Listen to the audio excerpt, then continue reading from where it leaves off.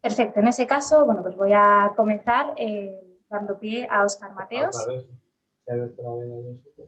Hola, por favor, creo que alguien tiene el micrófono encendido.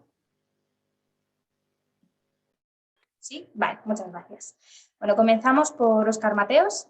Óscar es doctor en Relaciones Internacionales con mención europea por la Universitat Autónoma de Barcelona.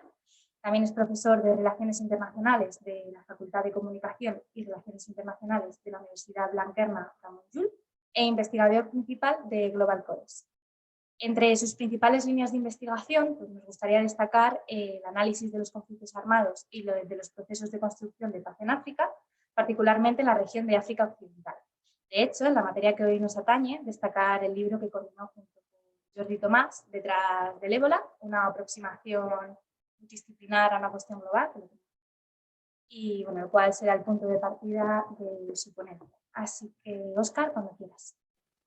Bueno, muchísimas gracias por este espacio, ¿no? Y por la posibilidad de esta reflexión conjunta y por propiciar este tipo, ¿no? de encuentros. He podido asistir al primer panel y debo deciros que he disfrutado muchísimo, ¿no? Que es un lujo, tal y como está, ¿no? El ámbito académico, poder disponer de estos espacios de reflexión y de intercambio. En estos 15 minutos voy a intentar plantear algunas cuestiones que desde el caso y desde la experiencia de Sierra Leona en particular, pero en el conjunto de África Occidental, en lo que fue la crisis del ébola, que dejó más de 11.000 víctimas mortales entre 2014 y 2016, creo que esa experiencia arroja multitud de reflexiones y cuestiones que precisamente tienen que ver con ese diálogo entre seguridad internacional y salud pública. Yo creo, en primer lugar, la crisis del ébola durante esos 2 años podría considerarse como un paradigma de 3 tendencias en la salud pública internacional. Es decir, de elementos que desde principios del milenio habíamos visto que en otros espacios, en la gestión de la gobernanza de salud global, otro tipo de enfermedades, otro tipo de crisis de salud ya habían ido experimentando este tipo de gestión. El ébola lo que hace es concitar y concentrar una serie de dinámicas que por lo tanto venían ya presenciándose y seguramente las acelera, las amplifica y nos dan enormes elementos de reflexión y de debate. El primero es bastante obvio, ¿no? Y es el hecho de que una primera tendencia, ¿no?, es la securitización de un problema de salud por parte de los actores con más poder en esto que llamamos la gobernanza global de la salud, ¿no? Y el ejemplo más claro de esto es la resolución de Naciones Unidas que aprueba al cabo de unos meses del inicio de la crisis, la 2177, que fue la primera vez en la historia de Naciones Unidas que una resolución de este tipo vincula precisamente una cuestión de salud pública como un problema de violencia política, ¿no? Es decir, digamos que se construye en términos ya de excepcionalidad y de amenaza internacional. El segundo elemento, la segunda tendencia que la crisis del ébola va a amplificar es la priorización de medidas y respuestas urgencistas y cortoplacistas, muy militarizadas en algunas fases, versus la invisibilización de los problemas estructurales que tienen que ver, ¿no?, con las causas de fondo de esta cuestión, ¿no?, y que tienen mucho más que ver con elementos de largo recorrido y que giran en torno a los debates precisamente que tienen que ver, por ejemplo, con los impactos del modelo capitalista, con la creciente interdependencia que se está generando en muchos de los problemas globales, etc., ¿no?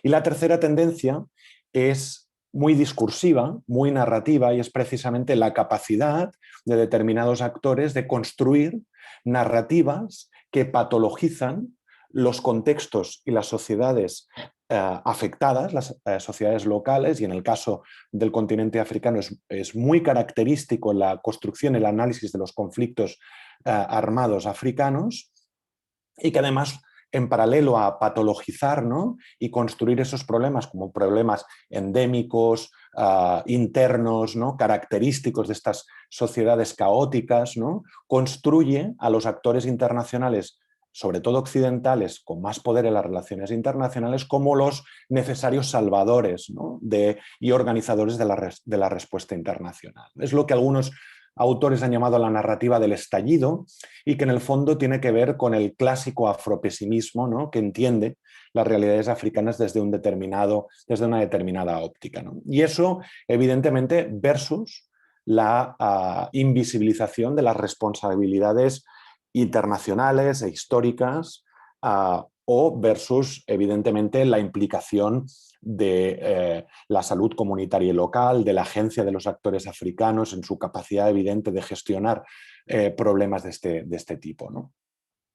Yo creo que, muy brevemente, en los minutos que me quedan, voy a hacer algunas pinceladas, aportaciones que sobre todo desde la ecología política, desde la ecología mundo de Moore, yo creo que nos plantean la necesidad de trascender esa visión que es hegemónica, que tiene una gran influencia no solo en construir imaginarios, sino en acabar configurando las respuestas internacionales y en permear lo que al final es la gobernanza de salud global, y que ponen de relieve, por ejemplo, la importancia del historicismo, es decir, entender los procesos de largo recorrido detrás del acontecimiento excepcional, que evidentemente ponen el foco en la agencia y la agenda de los actores internacionales y locales en este contexto, y evidentemente la importancia de entender desde una visión capitalogénica, podríamos decir, los efectos del modelo capitalista en los últimos siglos en un lugar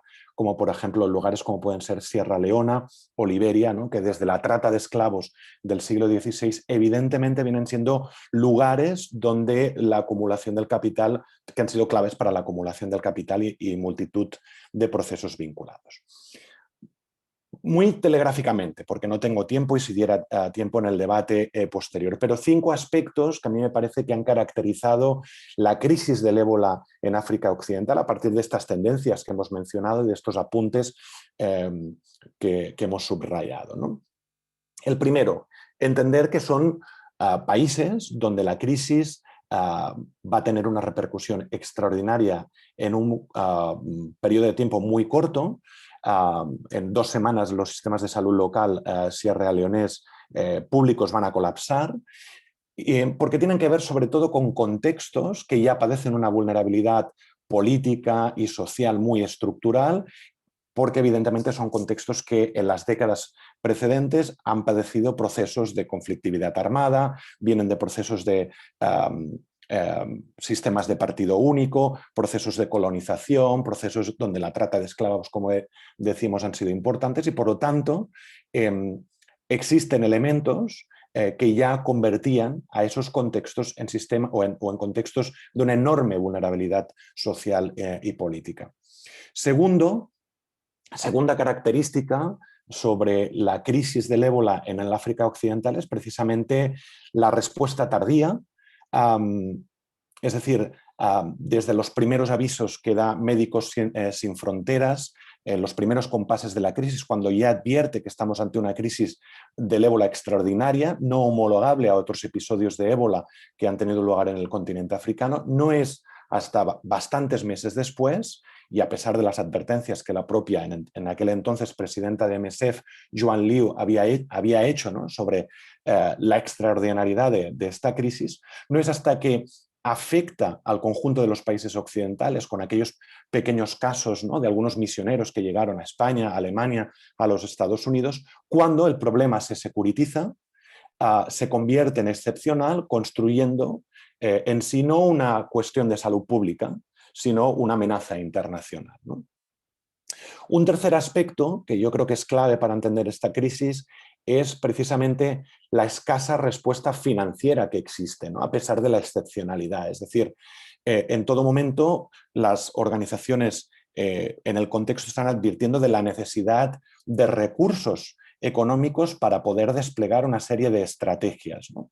Y ahí podemos ver cómo, por ejemplo, la Unión Africana, que discursivamente tuvo un papel importante, entró en crisis con esa idea suya que había desplegado desde principios del milenio de respuestas africanas para los problemas africanos, ¿no? Porque se encontró nuevamente ante un grave problema de dependencia financiera respecto a los países occidentales, ¿no? Bien es cierto que esta situación, por ejemplo, del ébola, y si pudiéramos analizar y comparar un poco la crisis del ébola con la gestión actual de la COVID-19 en África, deja un elemento muy interesante, que es la creación del Centro de Epidemias Africanos por parte de la Unión Africana, como un órgano que ha sido clave en la gestión temprana precisamente de la COVID-19, que es uno de los elementos, podríamos decir, exitosos, ¿no? Y por los cuales la comunidad internacional se preguntaba cómo puede ser que África haya reaccionado tan bien o tenga tan pocos casos, ¿no? Estamos hablando de la primera ola, ¿no? Pues tiene que ver también con los procesos y experiencias generados a partir de la crisis del ébola, ¿no? En este sentido, y en ese marco de esta tercera característica de la escasa respuesta financiera internacional, vemos un elemento también muy característico de la gobernanza global en salud en los últimos 20 años, ¿no? Que es el papel creciente de los actores no estatales, como la Fundación Bill y Melinda Gates, ¿no? Y cómo pasan no solo la Fundación Bill y Melinda Gates, sino como, por ejemplo, Mark Zuckerberg u otros filántropos, entre comillas, ¿no? Pasan a convertirse en los principales financiadores de los fondos que han sido requeridos por las organizaciones internacionales para hacer frente a esta crisis. Y eso, por lo tanto, nos está poniendo de relieve ese diálogo público-privado que se venía ya sucediendo en la gestión, por ejemplo, del SIDA o de otras grandes cuestiones, ¿no? Vinculadas a la salud pública en los últimos 20 años, ¿no? Un cuarto aspecto, una cuarta característica de la crisis del ébola es claramente cómo enfatiza una tendencia que se venía produciendo ya en el continente, que es la militarización de las respuestas. Porque una de las principales aportaciones, por ejemplo, de los Estados Unidos va a ser el envío de miles de soldados para garantizar las cuarentenas que se están llevando a cabo en algunos países, ¿no? Los confinamientos, ¿no? Y esto precisamente lo que hace es amplificar la dinámica que, por ejemplo, desde hace ya 15 años se viene desplegando por todo el territorio en el marco de lo que se llama el AFRICOM, ¿no? Que es un despliegue de bases militares en el conjunto, digamos, del área septentrional africana, donde la crisis del ébola lo que hace precisamente es aprovechar ese contexto para enfatizar la tendencia a las respuestas militarizadas, ¿no? Y a poner de manifiesto otro de los elementos que habían caracterizado los últimos 20 años la gestión de los problemas de salud pública, como son las respuestas verticales en contraposición a las respuestas horizontales. Es decir, respuestas que buscan ser mucho más eficientistas, pero que en el fondo son evidentemente poco participadas, ¿no? Y que tienen que ver, lo que ponen de manifiesto pues son las asimetrías de poder, las diferencias de agendas y de visiones en la gestión de los problemas, ¿no?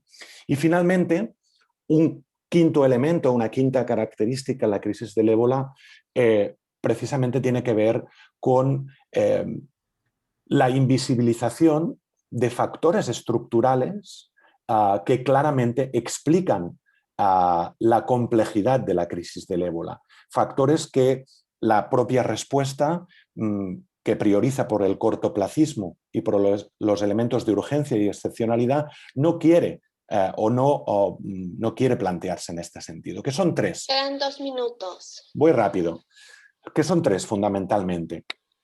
En primer lugar, la propia revista The Lancet lo puso de manifiesto, ¿no? El impacto que el neoliberalismo ha tenido en países como Sierra Leona, ¿no? Es decir, cómo los planes de ajuste estructural explicaban la debilidad de los sistemas de salud.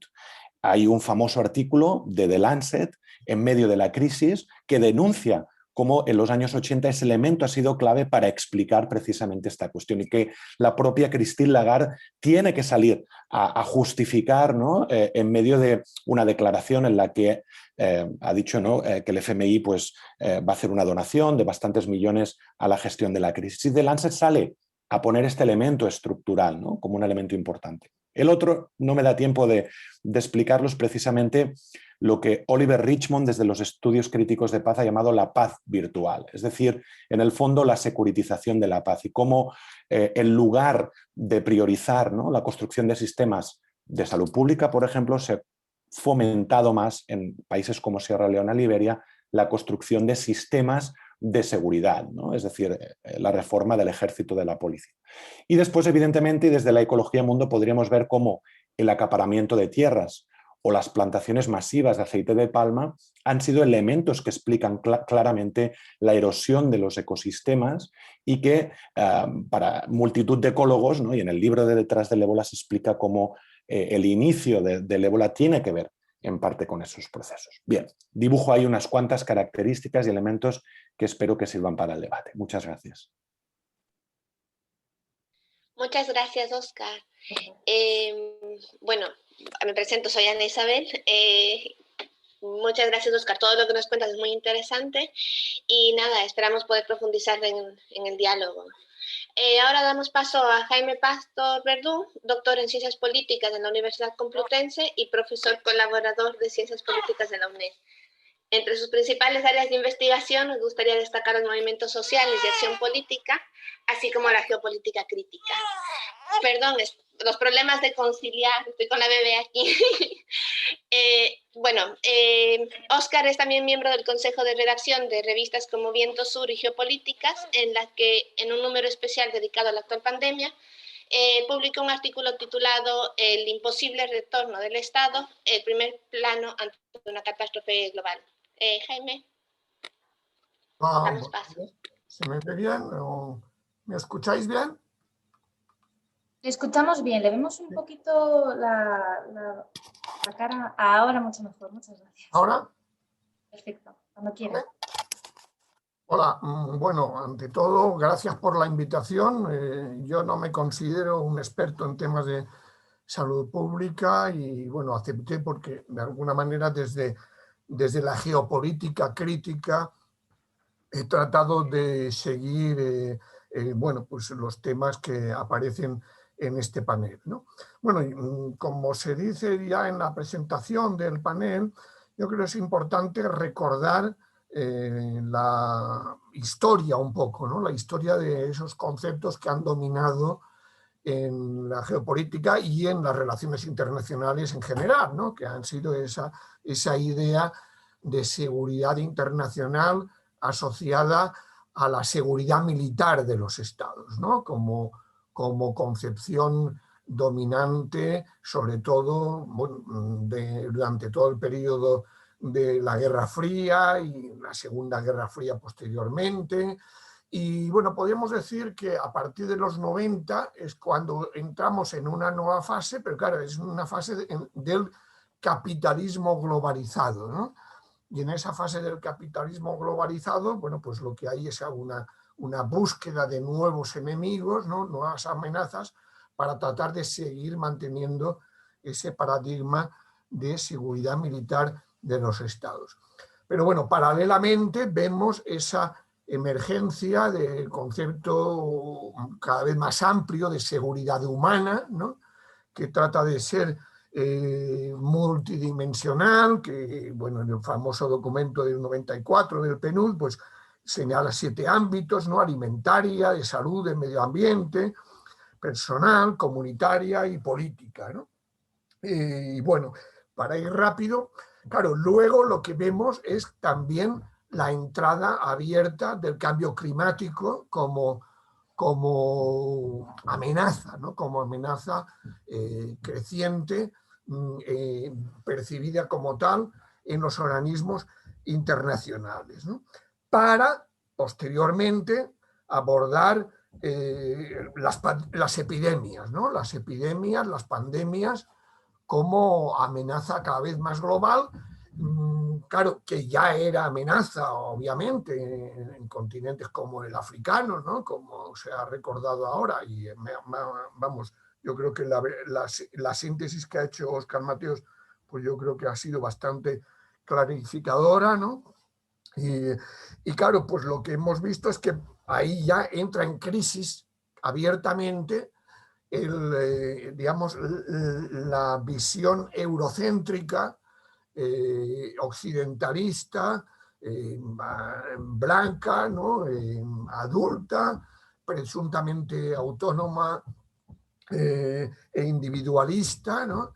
Y, en fin, con todas las limitaciones que tiene esa perspectiva, ¿no? Es decir, podemos decir que la aparición de las epidemias como amenaza global y, bueno, obviamente la COVID-19 han provocado esa profunda crisis del paradigma dominante hasta entonces, porque nos ha hecho ver cada vez más ecodependientes e interdependientes a escala individual y a escala global, ¿no? Y por lo tanto, claro, pues ha provocado también una crisis fundamental de esos conceptos dominantes en las relaciones internacionales y en la seguridad, ¿no? También hemos visto la tensión abierta entre seguridad, salud y economía, ¿no? Es decir, cómo ahí ha habido esa tendencia a tratar de salir lo más pronto posible, digamos, ¿no? del estado de alarma, del estado de emergencia que se ha dado en los países del norte también, para restablecer el viejo modelo capitalista, es decir, el business as usual, ¿no? El business as usual que trata de eludir las causas estructurales del estallido de esas pandemias, ¿no? Y claro, en ese marco lo que hemos visto es de nuevo la irrupción de la industria farmacéutica, ¿no? como el gran protagonista. Supongo que eso José Luis, que domina mucho mejor, pues se explayará posteriormente, ¿no? Pero claro, lo que se ha visto es evidente que los estados han dedicado una enorme inversión pública para esa investigación sobre las vacunas, pero en ningún momento han cuestionado el poder de esa industria farmacéutica, ¿no? Como se decía en un artículo reciente, ¿no? Es decir, nunca hemos visto un sector tan regulado, pero a favor de esa industria farmacéutica, ¿no? ¿No? Entonces, claro, hemos visto, por ejemplo, pues un dato que se daba recientemente, ¿no? Que se habían dedicado alrededor de 10.000 millones de dólares de origen público para esa industria farmacéutica, ¿no? Es decir, que, y como hemos visto ahora, pese a la opacidad, la falta de transparencia en los contratos entre los estados y esa industria farmacéutica, bueno, vemos esas cláusulas que protegen claramente los intereses de la industria farmacéutica, ¿no? Entonces, bueno, yo creo que a raíz de todo esto, pues lo que podemos ver es cómo el papel de los estados se ha reformulado en este contexto global. Por un lado, lo que hay es una nueva dinámica competitiva, digamos, colaborativa y competitiva, ¿no? Es decir, colaborativa con las industrias farmacéuticas, ¿no? Pero al mismo tiempo competitiva entre los grandes estados, sobre todo, por jugar con el poder blando de las vacunas, como se ha llamado, ¿no? Es decir, para buscar una mejor posición dentro de esas relaciones asimétricas entre los distintos estados a escala global, ¿no? Entonces, bueno, por un lado, ese reforzamiento del papel del poder blando, del poder diplomático, pero de la democracia, de la diplomacia de las vacunas, ¿no? Sobre todo, bueno, hemos visto también la competencia, ¿no? entre Estados Unidos, que es sede principal de las grandes empresas farmacéuticas, ¿no? E incluso la propia Unión Europea en la etapa de Trump, ¿no? Ahora se abre una nueva fase que ya veremos hasta dónde llegará, y por otro lado Sudáfrica e India, que aparecen como actores que están cuestionando ese poder de las grandes farmacéuticas, planteando pues concebir las vacunas como un bien público mundial y por lo tanto la necesidad de suspender las patentes, ¿no? Y cómo estamos viendo ahí, pues por parte de los estados, pues tratar de dar largas o por lo menos conciliar esa presión de opinión pública que se está extendiendo y los contratos que están teniendo con la industria farmacéutica. Pero por otro lado también estamos viendo cómo los estados a nivel interno siguen priorizando esa búsqueda de la restauración del viejo modelo productivo que tiene que ver con las causas estructurales de las pandemias, ¿no? Y la securitización, es decir, la securitización sigue siendo una amenaza clave en estos momentos a derechos fundamentales, ¿no? Es decir, que de alguna manera se puede entender que en el marco de la extensión, de la difusión de las pandemias, pues haya determinadas restricciones en lo que es la libertad de movimientos, digamos, y de circulación dentro de los estados, pero bueno, también hemos visto unas políticas xenófobas frente a las migraciones, ¿no? Y como hemos visto, bueno, en el caso español, por ejemplo, pues como la sobreexplotación de los temporeros en el campo, en la agricultura, pues ha salido a la luz abiertamente, ¿no? Entonces, digamos que por un lado, dinámica competitiva entre los estados a escala global y por otro, estados protectores, entre comillas, que sí buscan, han tenido que intervenir públicamente para atender a las necesidades más urgentes, pero claro, en el marco de un sistema de salud pública que había sufrido enormes recortes y privatizaciones en el pasado en la mayor parte de los países, ¿no? Entonces, bueno, ya yendo más adelante, entonces, de alguna manera, bueno, también hemos visto la insuficiencia de COVAX, ¿no? De ese nuevo organismo que se ha creado para tratar de compensar, pero claro, como estamos viendo las enormes desigualdades en la distribución de las vacunas que se están dando, que se suman, obviamente, a las desigualdades sociales, territoriales y de todo tipo que se dan en el seno de los países, ¿no? Entonces, claro, en ese marco, pues lo que hay obviamente es la crisis de los viejos conceptos de seguridad internacional y de seguridad humana y, por lo tanto, la necesidad de resignificarlos, de reformularlos, ¿no? Planteando abiertamente la salud como la necesidad de caminar hacia una salud estructural, ¿no?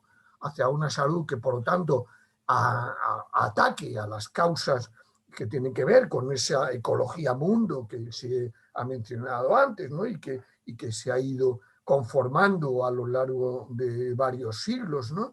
Y que, bueno, tiene que ver pues, con toda esa globalización capitalista en su fase actual, ¿no? Con lo que, bueno, significa analizar por qué se da esa transmisión social tan acelerada de las pandemias, de las epidemias en este contexto global y transformándose en sindemias que por lo tanto exige atacar las causas estructurales, ¿no? Y en el caso de seguridad, pues también, porque claro, se trata de buscar cómo llegar a tener un concepto de seguridad global que sea multidimensional y que tenga la defensa de la vida en el centro, pero la defensa de la vida no solo de los seres humanos, ¿no? Sino de los seres no humanos, de todos los seres sintientes y vivientes y del conjunto de los ecosistemas del planeta, ¿no? Y esto es lo que yo creo que viene a plantearse abiertamente en el marco actual. Con esa dimensión interna dentro de los estados, que significa tratar de buscar que de esta crisis se salga en un contexto en el que vamos a tener que convivir con la inseguridad, ¿no? Es decir, con la inseguridad permanente, mientras las causas estructurales no sean abordadas, ¿no? Es decir, mientras, por tanto, ese modelo civilizatorio capitalista no se vea puesto en cuestión. Bueno, creo que... Me disculpe, le queda 1 minuto y medio. ¿Cómo? Le queda 1 minuto y medio, si le parece bien. Bueno, pues lo puedo dejar aquí para que haya más tiempo luego para el debate. Gracias. Vale, perfecto. Pues muchas gracias, Jaime, por tu exposición. Además, creo que has dado claves muy interesantes para reflexionar sobre la temática y ha tenido bastante relación con la presentación de Óscar Mateos, sobre todo en Ecología Mundo y esa reconcepción. Bien, finalmente voy a dar paso a José Luis de la Flor. José Luis es doctor en Relaciones Internacionales y Estudios Africanos por la Universidad Autónoma de Madrid e investigador tanto del Grupo de Relaciones Internacionales, el GERI, como del Grupo de Estudios Africanos, el GEA, de la misma universidad. Su trabajo se desarrolla en el marco de las relaciones internacionales, los estudios críticos de seguridad, los estudios biopolíticos y los estudios africanos. En particular, su tesis doctoral analiza la seguridad sanitaria global como continuación del proceso de medicalización de las relaciones internacionales, dedicando una atención especial a África subsahariana, la cual además defendió este año con gran éxito y además... José Luis, cuando usted quiera. Hola, buenos días, espero que me escuchéis bien. Muchas gracias por la invitación al panel y muchas gracias a vosotras, a Jaime, a Óscar, por las intervenciones anteriores. Voy a intentar establecer diálogo con ellas desde el ámbito que me solicitaron las compañeras que hablara, que era un poco más esta revisión de los enfoques teóricos que desde nuestra disciplina se han ido desplegando para analizar académicamente la seguridad sanitaria. Esto que que se denomina o que hemos denominado como estudios críticos de seguridad sanitaria, un ámbito que empieza a desplegarse desde finales de la década de los 90 y que está en estrecho diálogo con la propia evolución de los estudios críticos de seguridad. La salud y la amenaza de las enfermedades es un elemento central también en la profundización y ampliación de la agenda de seguridad propia de finales de la década de los 90, del final del muro de Berlín, del conflicto internacional de la Guerra Fría, y también supone el despliegue de diferentes enfoques metodológicos, críticos, con estas concepciones tradicionales de seguridad, ¿no? Esta primera evolución, caracterizada un poco por la emergencia de la enfermedad como nuevo tipo de amenaza, conlleva en un segundo periodo la propuesta de trabajo de diferentes enfoques más socioconstructivistas de la Escuela de Copenhague, enfoques más neomarxistas de la Escuela de Gales, enfoques más postestructuralistas de la Escuela de París. Y son ellos los que empiezan a analizar la crisis del síndrome respiratorio agudo, las crisis de las gripes aviares, el Zika, el ébola, con diferentes resultados que van desde la consideración del buen hacer de la OMS en el caso del síndrome respiratorio agudo severo, al fallo total de un sistema de vigilancia epidemiológico global, pues sobre todo con las gripes aviares y con el ébola. En el momento actual, lo que se está buscando es un poco cómo estos diferentes enfoques en el ámbito del COVID establecerían una relación, un diálogo y de qué manera sería posible ese diálogo.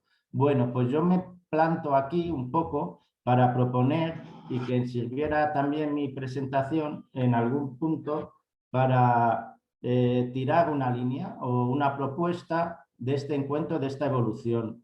Y voy a intentar irla justificando, aunque no tengamos tiempo suficiente, pero por lo menos tirar ciertos horizontes.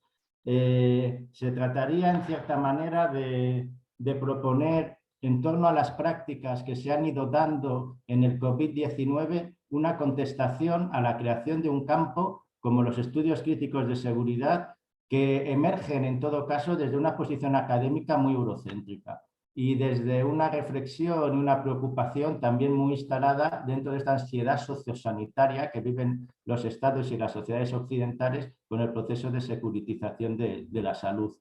En este último momento, y yo, sobre todo por las experiencias del ébola y del COVID, creo que en el ámbito de las prácticas ha emergido un concepto que ya estaba presente históricamente, pero que tendríamos que recuperar con fuerza y traerlo del mundo de las prácticas al mundo del análisis académico de los estudios críticos de seguridad, ¿no? Que es el concepto de cuidado. El concepto de cuidado por encima del concepto de seguridad.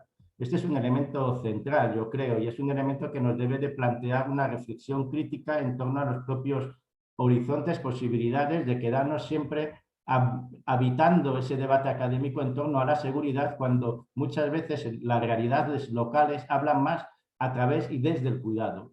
Este elemento que yo creo que compone también y comporta que traigamos miradas desde el feminismo y desde enfoques decoloniales, ha sido puesto en práctica de diferentes maneras durante todo el periodo que llevamos de medidas de confinamiento y medidas, bueno, y de propia epidemia del COVID. Y dialoga de diferentes formas con los enfoques tradicionales, no tradicionales, los enfoques propios de las escuelas críticas de seguridad. En el caso, creo que, por ejemplo, de la escuela de Gales, del proceso de securitización, esta idea continua del uso del lenguaje de seguridad para proponer una respuesta rápida y efectiva a la enfermedad, estas ideas de urgencia que citaba Óscar en su presentación, ha conllevado inevitablemente que haya habido lo que se denomina una medicamentalización de la seguridad. Es decir, lo que se está buscando no es tanto un refuerzo, una contestación, como se ha dicho, a las causas estructurales de la enfermedad, en lo que conlleva a su origen, sino que se busca una respuesta rápida a través de inflar o destinar recursos financieros y recursos humanos al I+D de las industrias farmacéuticas. La solución de la medicamentalización, como han llamado, de la seguridad, supone inevitablemente un refuerzo constante de una mirada a la enfermedad caracterizada por el desarrollo de vacunas que, siendo tan necesarias como son, desplaza continuamente una mirada más amplia, más social a las causas y a la producción de la enfermedad. Creo que esa mirada ha sido puesta en duda realmente desde no simplemente las autoridades más tradicionales, el Estado, las propias de los organismos internacionales, sino que desde el cuidado y desde las prácticas locales que atienden y han atendido a la enfermedad, lo que se ha podido constatar es la posibilidad también de una respuesta que reúne características de la lógica de seguridad, pero la despliega de manera distinta, es decir, desde el cuidado se ha atendido de una manera rápida, de una manera emergente, de una manera directa a las necesidades de las propias comunidades, sin tener por ello que caer continuamente en una lógica, una cosmovisión como es la de la seguridad, que todavía sigue muy centrada en una cosmovisión muy europea, en una concepción tradicional política propia de la filosofía política, de la teoría política occidental. El cuidado aparece también con características propias de la rapidez, de acción, de la priorización, de la respuesta rápida, pero fortalece otro tipo de autoridades. No está fortaleciendo las autoridades tradicionales estatales o las autoridades supranacionales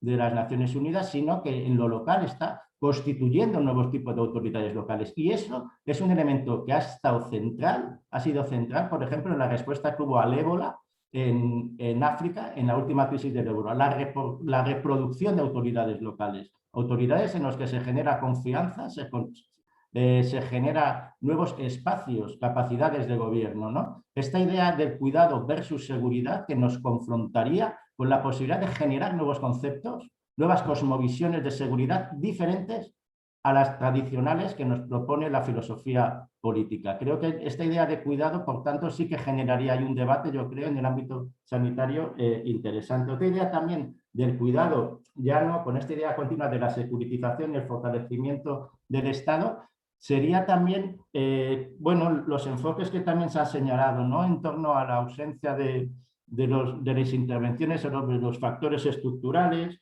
sobre los factores ecológicos, sobre la falta de acceso a la medicación y a los medicamentos de muchas poblaciones, que es un interés y una necesidad de transformar de manera prioritaria, ¿no? Yo creo que hay el cuidado como un enfoque político atiende sobre todo no a una mirada médica a la enfermedad, sino a una mirada social a la salud. las tecnologías o el operar desde el cuidado, desde lo más local, a través de lo que aquí, por ejemplo, han sido las redes vecinales, pero en otros espacios han sido redes distintas locales, los grupos de apoyo comunitario para la salud, son principalmente grupos que tienen la capacidad de comprender cómo la producción de la enfermedad en sus territorios y en sus comunidades no es independiente a una serie de factores económicos, sociales, culturales, habitacionales.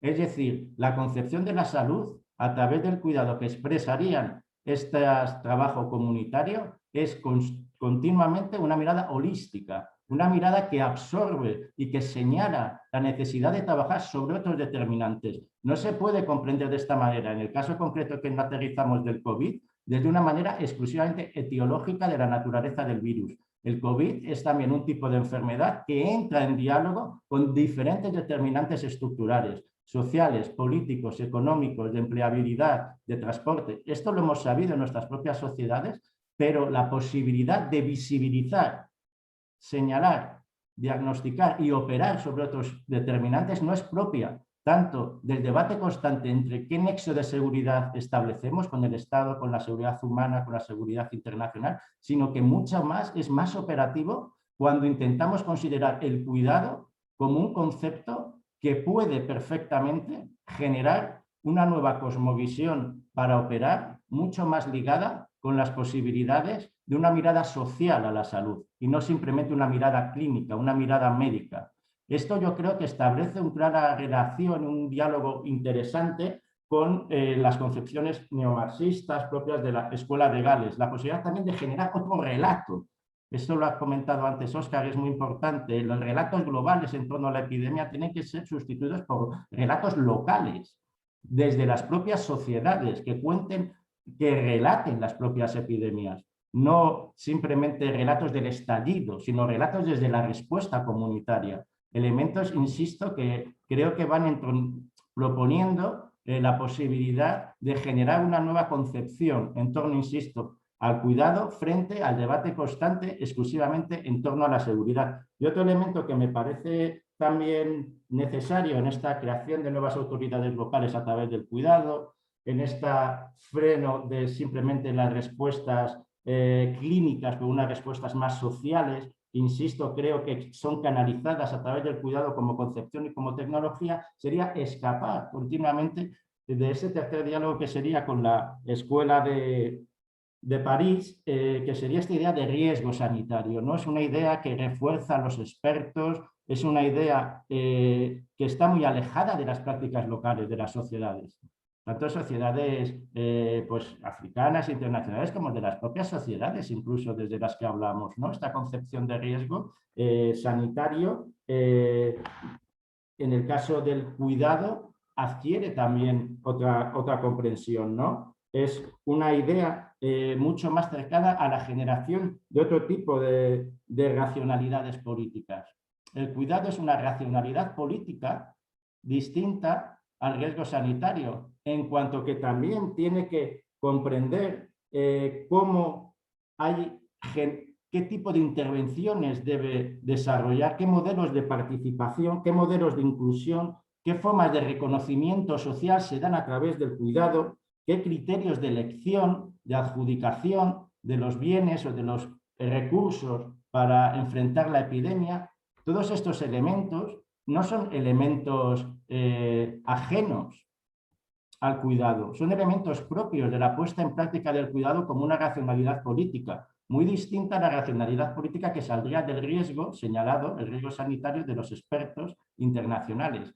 Es decir, creo o propongo como un horizonte en este tiempo que podemos tener, esta idea de cuidado, insisto, que desde concepciones locales nos presentan unos horizontes de posibilidad que vienen a desestabilizar una serie de características que creo que en torno a la seguridad son sumamente eurocéntricas, que dialogan estrechamente con el avance del neoliberalismo y que nos proponen de una manera sincera la posibilidad de considerar nuevas racionalidades políticas, nuevas tecnologías políticas, nuevas formas de construcción y reconocimiento de la comunidad, y el caso directo de atender a las respuestas como generación de conceptos y no solo a los conceptos como guías para generar respuestas.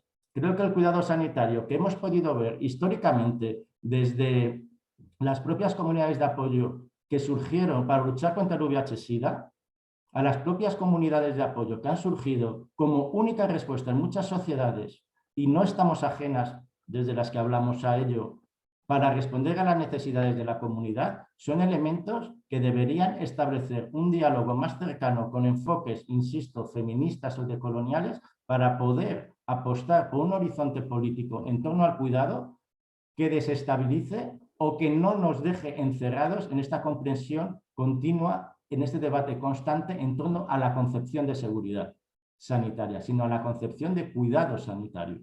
Y quiero acabar con una reflexión o con una anotación histórica que me parece sumamente importante y válida para sostener un poco el horizonte o los intereses que os he intentado pincelar en función del diálogo de este cuidado con diferentes características, diferencias con la seguridad.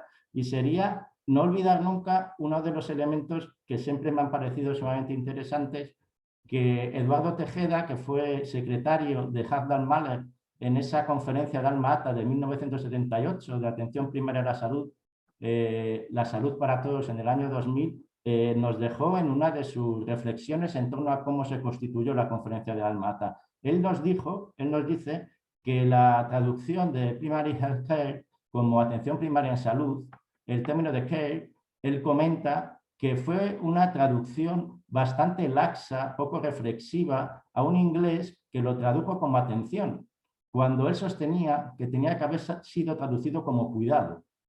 Me parece muy interesante que podamos tirar un poco desde esta también perspectiva histórica para reconocer la posibilidad de generar una comprensión en torno al cuidado sanitario y no simplemente a la seguridad sanitaria. Hay elementos históricos que no podemos profundizar, pero que sí que nos darían muchos elementos para complejizar esta mirada, pero con los que he intentado ir dando, espero por lo menos haber promovido cierta inquietud hacia la posibilidad de construcción de horizontes que dentro de la academia, insisto, recuperen las prácticas como producción de conocimiento, no opere al revés y considere cómo las estrategias locales organizadas en torno al cuidado sanitario, al cuidado de la comunidad, podían entrar en diálogo constante y continuo con unos horizontes de defensa sanitario, unos horizontes de una mirada social a la salud, unos horizontes que enfrenten la evolución de la agenda neoliberal en el ámbito sanitario y que debería, creo yo, que recuperar un poco ese interés en los propios estudios críticos de seguridad que tuvieran como un eje de reflexión otro concepto distinto a la seguridad como sería el cuidado, ¿no? Y que para eso creo que si bien pudiera haber, como he indicado, cierto debate con las diferentes líneas de pensamiento dentro de los estudios críticos de seguridad, creo que se abre una línea muy interesante para poder reforzar esta propuesta a través del encuentro, tanto sobre todo con los estudios feministas como con los estudios decoloniales. Espero por lo menos haber sugerido una línea de reflexión que pueda parecer interesante. Muchas gracias.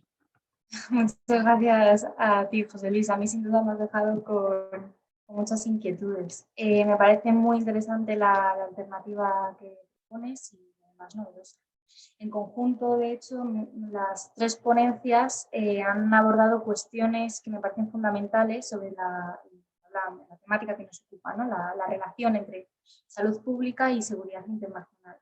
Y además creo que habéis puesto de relieve de forma clara la complejidad de la situación en la que nos encontramos ahora.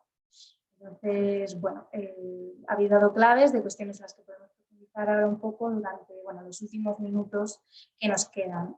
Ahora mismo sería el momento de que los siguientes planteen las preguntas o las inquietudes que tengan, pero como tenemos poco tiempo, mientras tanto, si les parece bien, voy a abrir yo misma un espacio de diálogo entre los tres ponentes y esperemos que nos dé tiempo a profundizar un poco. En concreto, me ha parecido especialmente interesante esta última propuesta del concepto de cuidados y quería preguntar en conjunto a los tres ponentes qué piensan sobre ese concepto y sobre todo se me plantea que al final el concepto de cuidado no sé hasta qué punto puede ser muy diferente en según qué regiones. ¿Sería posible en ese caso hablar de una agenda global de cuidados? ¿Los cuidados guardan más similitudes o más diferencias en ese sentido? No sé si...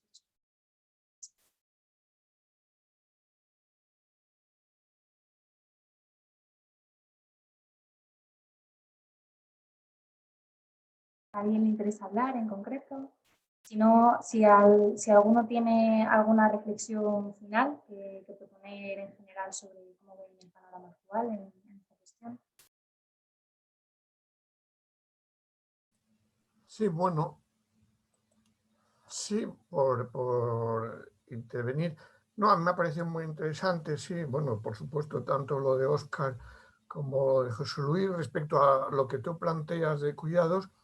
Vamos, a mí me parece sugerente, ¿no? Y enlaza, ¿no? Enlaza con todo lo que ha aparecido con la crisis pandémica ya en el norte, ¿no? Es decir, que en el norte se creía libre de este tipo de pandemias y ha vuelto a primer plano la relevancia, ¿no? La centralidad de los cuidados para la gente en general, ¿no? Pero bueno, yo lo ligaría más a esa idea que, bueno, que también he visto pues, con Rob Wallace y otros, ¿no? Es decir, que integrándolo dentro de esa idea más global de salud estructural, ¿no? Es decir, de una salud pública como un bien mundial a preservar, pero que es multidimensional y por lo tanto, claro, pues esas tareas de cuidados tienen relevancia precisamente como forma de defender la vida frente a esos factores estructurales. Pero claro, hay que atacar esos factores estructurales también, ¿no? Por lo tanto, yo lo integraría dentro de esa idea más general de salud, ¿no? Y bueno, claro, obviamente me parece que el concepto de seguridad pues sí está muy manido y es cierto que es difícil pensar que se pueda recuperar, pero claro, el problema es que sigue siendo el instrumento en términos securitarios que emplean los estados, ¿no? Entonces, ¿hasta qué punto tenemos que jugar también en resignificar ese otro concepto para demostrar los límites y las contradicciones del paradigma dominante hasta ahora desde esa concepción global dominante en las relaciones entre los estados como tales, ¿no?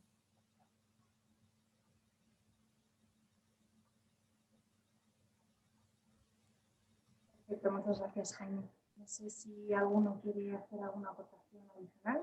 Nos quedan apenas 3 o 4 minutos.